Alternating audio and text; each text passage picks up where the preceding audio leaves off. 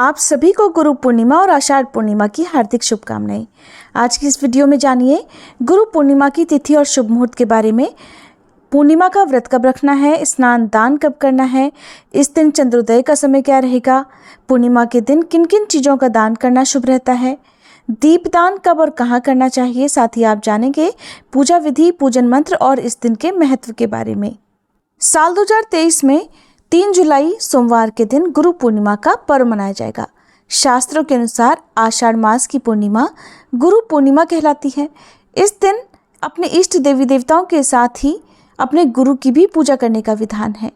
और साधारण भाषा में गुरु वह व्यक्ति हैं जो ज्ञान की गंगा बहाते हैं और हमें अंधकार से प्रकाश की ओर ले जाते हैं। हमारे देश में ये दिन बड़ी श्रद्धा और भक्ति भावना के साथ मनाया जाता है। गुरु को ईश्वर से भी ऊपर मानते हैं, इसलिए आज के दिन जो भी व्यक्ति अपने गुरु को आराध्य मानकर उनका पूजन करता है, उसकी सभी मनोकामनाएं पूर्ण होती हैं। आज के दिन खास तौर पर आपको अपने गुरु के चरण छूकर उनका आशीर्वाद लेना चाहिए, जिससे कि आपका भविष्य उज्जवल हो सके। साल 2023 में इस बार 3 जुलाई सोमवार के दिन ही पूर्णिमा का उपवास भी रखा जाएगा। श्री सत्यनारायण व्रत इसी दिन रखा जाएगा और पूर्णिमा का स्नान दान भी केवल इसी दिन किया जाएगा। पूर्णिमा तिथि प्रारंभ होगी 2 जुलाई रविवार की रात 8:22 से और 3 जुलाई सोमवार की शाम 5:08 पर समाप्त हो जाएगी। इस बार पूर्णिमा की जो तिथि है वो चंद्रोदय से पहले ही समाप्त हो रही है, लेकिन फिर भी आपको इसी दिन उपवास रखकर जब तक चंद्रोदय ना हो जाए तब तक अपना उपवास रखना है और चंद्रोदय के साथ ही चंद्र देवता की पूजा करके अपना उपवास खोल लेना है। आज के दिन बिना चंद्र देवता की पूजा के ये व्रत अधूरा माना जाता है। आज 3 जुलाई सोमवार को सूर्योदय का समय सुबह 5:49, सूर्यास्त का समय रहेगा शाम 7:12 और ब्रह्म मुहूर्त का समय रहेगा सुबह 4:13 से 5:01 तक। ब्रह्म मुहूर्त के समय सभी पवित्र नदियों के जल में देवी देवताओं का वास होता है, इसलिए इस समय किया गया स्नान सभी प्रकार के पापों को नष्ट करने वाला होता है और मोक्ष प्रदान करने वाला होता है। इसलिए पूरी कोशिश करें कि आप ब्रह्म मुहूर्त में ही स्नान करें। अगर ऐसा संभव ना हो तब भी आपको सूर्योदय से पहले पहले पूर्णिमा का स्नान कर लेना चाहिए। राहु काल का समय इस दिन सुबह 7:30 बजे से लेकर 9 बजे तक रहेगा और राहु काल के समय को अशुभ मुहूर्त में गिना जाता है। 3 जुलाई पूर्णिमा के दिन चंद्रोदय का समय रहेगा रात 7:31। तो चंद्र देवता की जो पूजा है वो आपको इस समय के बाद से करनी है। इस समय के बाद से कभी भी आप अपना उपवास खोल सकते हैं। पूर्णिमा के दिन भगवान विष्णु और श्री सत्यनारायण भगवान की पूजा का विधान है। भगवान विष्णु और माँ लक्ष्मी जी के पूजन से घर में सुख समृद्धि का वास होता है। इस दिन जो लोग भी उपवास रखना चाहते हो उन्हें सुबह स्नान आदि से निवृत्त होने के बाद हाथ में जल और पुष्प लेकर व्रत रखने का संकल्प लेना चाहिए।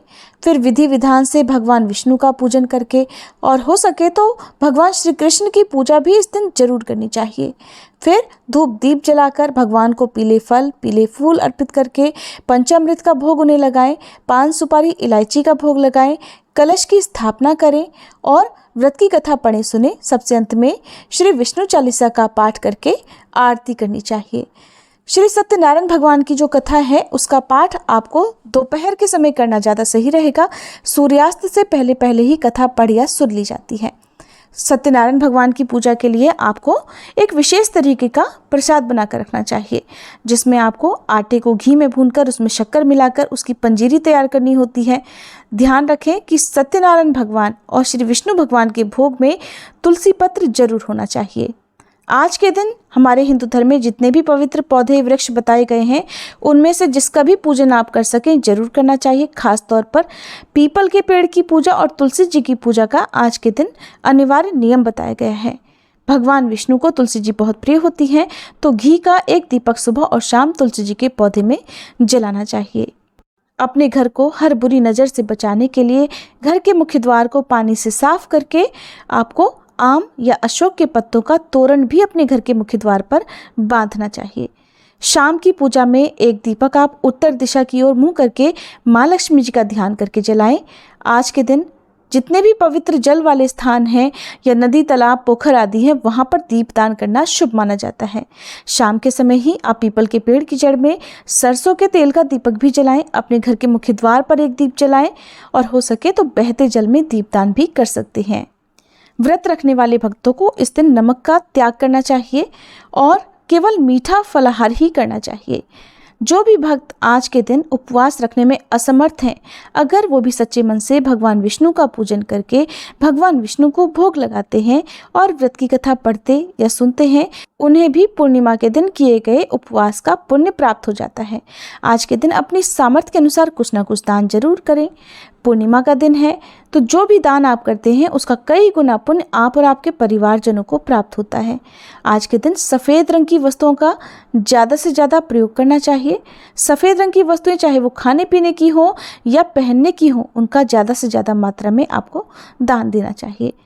जो भी व्यक्ति किसी कारण से दान देने में असमर्थ हो, अगर आज के दिन प्यासे लोगों को पानी पिलाते हैं, तुलसी जी की पूजा करते हैं और अपने पितरों के नाम से 1 लोटा जल का दान करते हैं, उन्हें भी इस दिन किए गए दान का अपार पुण्य प्राप्त होता है। हर कोई अपने घर में सुख समृद्धि का वास चाहता है, माँ लक्ष्मी जी का स्थायी वास चाहता है। ऐसे में आज के दिन माँ लक्ष्मी जी की कृपा पाने के लिए आप कौड़ियों की पूजा करें। अगर आपके मंदिर में पहले से ही कौड़ियाँ हैं तो आप उन्हीं को गंगा जल से धोकर उन पर रोली अक्षत कुमकुम लगाकर उन पर माँ लक्ष्मी जी का ध्यान करते हुए पूजन कर सकते हैं।